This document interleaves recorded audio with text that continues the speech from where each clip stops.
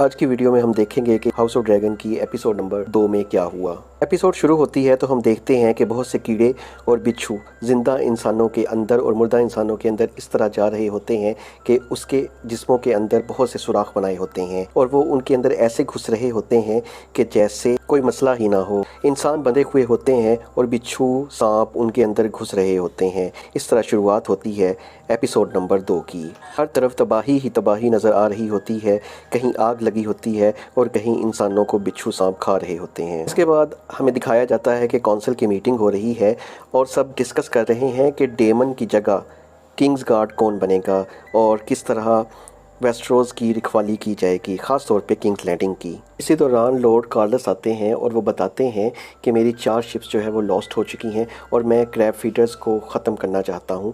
लेकिन किंग वसेरस कहते हैं कि इस टाइम हम कोई भी जंग नहीं कर सकते। लेकिन लॉर्ड कार्लस ये इंसिस्ट करते हैं कि मुझे जंग ही चाहिए और मैं इनको तबाह बर्बाद करना चाहता हूँ।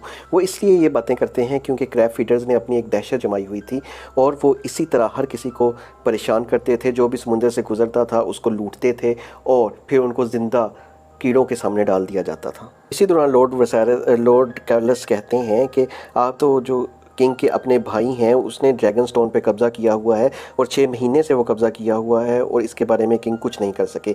इस पे सब कौंसल को बहुत सारा गुस्सा आ जाता है और वो कहते हैं कि कार्लस, अगर आप कौंसल के मेंबर हैं तो ये आपको किंग के इक्वल नहीं बना देता, आप इसका एहतियात करें। इसी दौरान सिस रेनेरा जो है वो मशवरा देती है कि इन क्रैब फीडर्स को ख़त्म करने के लिए तो हमारे ड्रैगन्स ही काफ़ी हैं, हमें जाना चाहिए और ड्रैगन्स के ज़रिए उन पे हमला करना चाहिए। लेकिन लॉर्ड ऑटो जो है इसकी सख्त मुखालफत करते हैं और प्रिंसेस को एक छोटी सी बच्ची समझते हैं और कहते हैं कि नहीं, आपको अपनी इंटेलिजेंस कहीं और इस्तेमाल करनी चाहिए। हम देख रहे हैं कि ऑटो जो है वो हर जगह पर कभी किंग को रोकते हैं, कभी किसी के काम में मुदाखलत करते हैं, कभी डेमन के काम में मुदाखलत करते हैं, कभी प्रिंसेस रेनेरा के काम में मुदाखलत करते हैं और उनकी मुदाखलत इतनी ज़्यादा है कि वो अपनी बेटी को भी बार बार किंग के कमरे में भेजते हैं और उन्हें एंटरटेन करने का कहते हैं। वो ऐसा इसलिए कर रहे होते हैं कि वो बहुत दूरअंदेश होते हैं और उसे पता होता है कि अगर किसी तरह बादशाह जो है किंग वसेरस जो है वो एलिसेंट में दिलचस्पी लेना शुरू कर दे तो इसकी शादी उसके साथ हो सकती है और बाद में इसके बच्चे जो हैं वो आयरन थ्रोन पर बैठ सकते हैं। इसके बाद प्रिंसेस रेनेरा जो है वो क्रिस्टन को सबकी मुखालफत के बावजूद किंग्स गार्ड का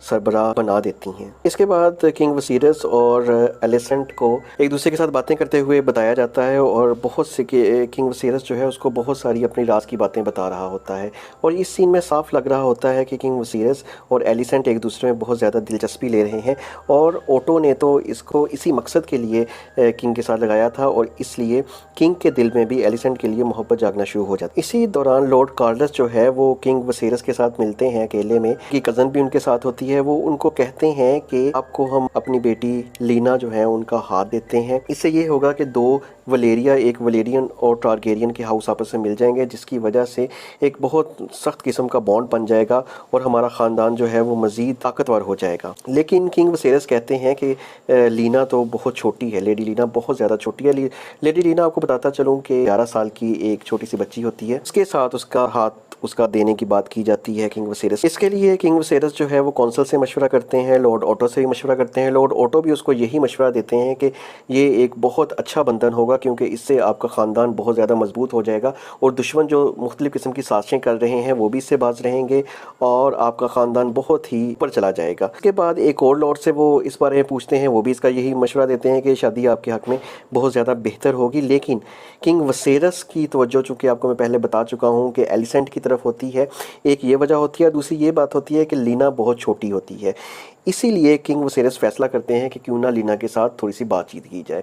वो लीना के साथ अकेले में बातचीत करते हैं और लीना भी उन्हें कहती है कि मैं आपको बहुत सारे बच्चे दूंगी। छोटी सी बच्ची होती है लेकिन उसको क्योंकि सिखाया होता है, लॉर्ड कार्लस ने सिखाया होता है कि आपने इस तरह किंग के सामने जाके कहना है, तो वो यही कहती है कि मैं आपको बहुत सारे बच्चे दूंगी, आपके बेड पे जाऊंगी वगैरह वगैरह वगैरह। लेकिन किंग वसेरस को बहुत अजीब लग रहा होता है कि मैं एक छोटी सी बच्ची के साथ बात कर रहा हूँ और ये बिल्कुल भी मैच्योर नहीं है। फिर किंग वसेरस अपनी बेटी रेनेरा से मशवरा करते हैं कि मुझे सल्तनत की खातिर शादी करनी पड़ेगी। तो रेनेरा भी कहती है कि जी आपको शादी करनी पड़ेगी और शादी आपके लिए बहुत ज़्यादा इंपॉर्टेंट है ताकि आपके वारिस पैदा हो सकें। इसके बाद किंग वसेरस जो है वो लेडी एलिसेंट से भी मशवरा करता है और लेडी एलिसेंट भी कहती हैं कि लीना के साथ आपका रिश्ता बहुत ज़बरदस्त होगा और इससे आपके ख़ानदान को बहुत ज़्यादा ताकत मिलेगी। इसी दौरान जो एलिसेंट और किंग विसेरियस की पिछली मुलाकात में एक छोटा सा ड्रैगन जो है वो टूट गया होता है। एलिसेंट उसको जोड़ के ले जाती है, जिसकी वजह से किंग बिल्कुल ही पिघल जाता है और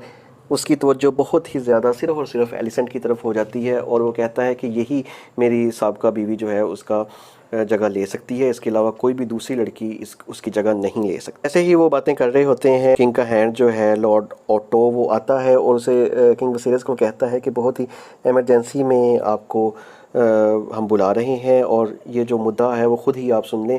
ये मुद्दा जो है वो ड्रैगन स्टोन पर प्रिंस डेमन के बारे में होता है और प्रिंस डेमन की शिकायत की जाती है कि उसके पास एक एग है जो कि ड्रैगन का एग है। किंग ये सुनकर बहुत ज़्यादा गुस्से में आ जाता है और कहता है कि उससे वो लेकर आए किसी भी तरह, चाहे उसको उसके साथ जंग करनी पड़े, वो अंडा जो है वो एग जो है वो उससे ड्रैगन एग वो लेकर आया जाए। पहले तो वो कहता है कि ये एग जो है वो लेने मैं खुद जाऊंगा, लेकिन इसके बाद लॉर्ड ओटो कहते हैं कि आपका जाना खतरे से खाली ना होगा, ये मैं लेने जाऊंगा। इसलिए लॉर्ड ओटो जो है वो ड्रैगन स्टोन की तरफ चला जाता है और जैसे ही वो ड्रैगन स्टोन पहुंचता है तो प्रिंस डेमन उसके सामने खड़ा होता है। इसी दौरान उनको ये इतला भी आती है कि प्रिंस डेमन जो है वो एक लड़की से शादी कर रहा है और वो लड़की एक होर होती है, उसकी रखेल होती है। यही बात ओटो किंग विसेरियस को बताता है। किंग विसेरियस बहुत ज़्यादा गुस्से में आ जाता है। वो कहता है कि वो मुझे इंसाइट कर रहा है, वो जंग के लिए उकसा रहा है, इसलिए मैं खुद जाऊंगा। लेकिन फिर आपको मैंने जिस तरह पहले बताया कि किंग लॉर्ड ओटो कहता है कि मैं चले जाता हूँ, आप इधर ही बैठें। आपको पता है कि लॉर्ड ओटो और प्रिंस डेमन के बीच कैसे सख्त तरीन दुश्मनी है। लॉर्ड ओटो किस तरह प्रिंस डेमन के खिलाफ किंग विसेरियस को भटकाता रहता है, लेकिन वो चले जाता है। ओटो और प्रिंस डेमन की एक अच्छी खासी वहाँ बहस होती है।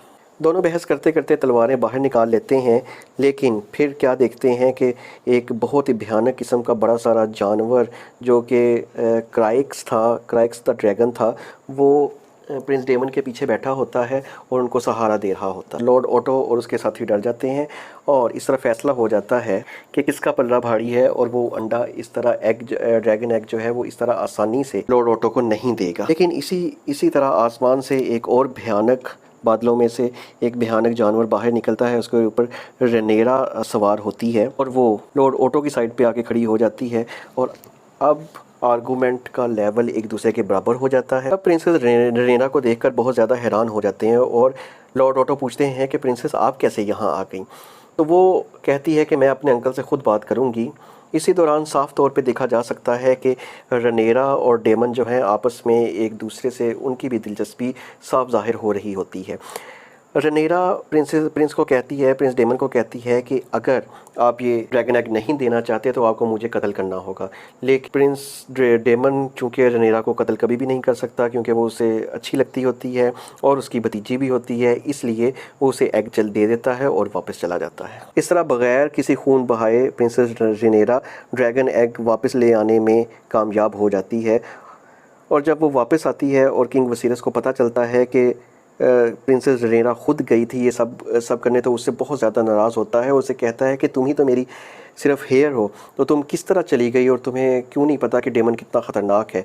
फिर वो बाद में कहता है कि ओहो मुझे तो पता ही नहीं चला कि तुम और डेमन कितने ज़्यादा एक जैसे हो।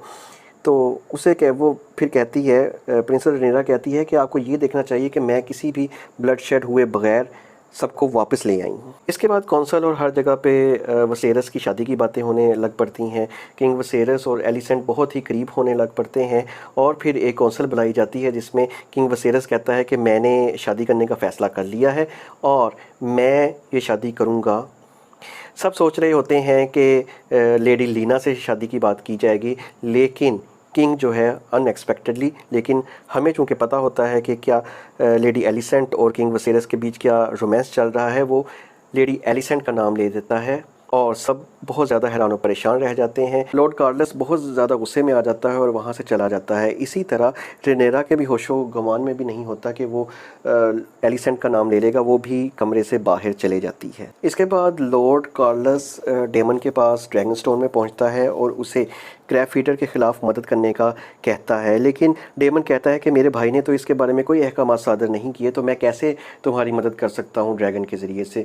लेकिन वो इंसिस्ट करता है कि तुम लोगों को अपनी वक़्त दिखाओगे, अपनी वर्थ दिखाओगे, तो तब ही तुम ट्रू टारगेरियन कहलाओगे, क्योंकि ट्रू टारगेरियन का इसी तरह पता चलता है कि वो जाते हैं और मुख्तलिफ़ किस्म के कारनामे करते हैं। इस तरह ये लग रहा होता है पेरेंटली कि डीमन उसकी मदद करने पे राज़ी हो गया है, और आखिरी सीन में दिखाया जाता है कि क्रैब फीडर का सरबराह जो होता है, क्रैब फीडर का लीडर जो होता है, वो किसी आसमान पे चीज़ को देखकर बहुत ज़्यादा परेशान और हैरत से देख रहा होता है कि ये क्या हो गया ना। इसी तरह आपको इस तरह ये वाली एपिसोड ख़त्म होती है। इस एपिसोड को मैं कहूँगा कि मैं इसको 9.5 की रेटिंग दूंगा, क्योंकि बहुत ही खूबसूरत तरीके से इसकी सिनेमेटोग्राफी की गई है, और ये साइंटिफिकली जो मैगट का सीन दिखाया गया है वो साइंटिफिकली भी बहुत ज़्यादा एक्यूरेट है। ये साइंटिफिकली कैसे एक्यूरेट है इसकी वीडियो मैं आपको नेक्स्ट वीडियो में बताऊंगा कि ये वाला सीन कितना ज़्यादा एक्यूरेट है, इतना प्रिमिटिव इरा में होते हुए भी ये सीन कितना ज़्यादा साइंटिफिकली एक्यूरेट है। हमारा चैनल आप देखते रहिए और इसी तरह सब्सक्राइब करते रहिए। सब्सक्राइब बटन पर क्लिक करें और इसको सब्सक्राइब